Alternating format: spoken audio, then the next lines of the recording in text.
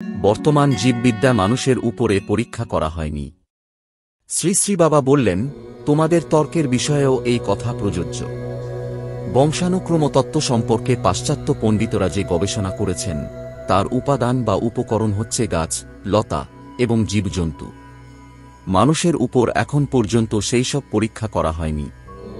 হয়তো একটা পুরুষ ইঁদুরের সাথে একটি স্ত্রী ইঁদুরের মিলন সাধন করে তার ফলাফল পরীক্ষা করা হয়েছে, অথবা একটা লাল ফুলের রেণুর সাথে একটা সাদা ফুলের রেণু বিনিময় করে তার ফলাফল পরীক্ষা করা হয়েছে।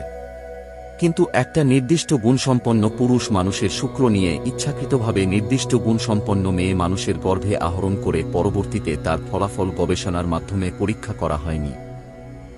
এরূপ পরীক্ষারও সীমাবদ্ধতা রয়েছে।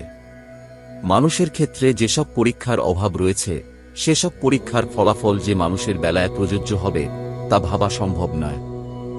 এই কারণেই বৈজ্ঞানিকদের দ্বারা প্রাপ্ত সমস্ত সিদ্ধান্ত মানবজীবনে এক কথায় মেনে নেওয়া কঠিন।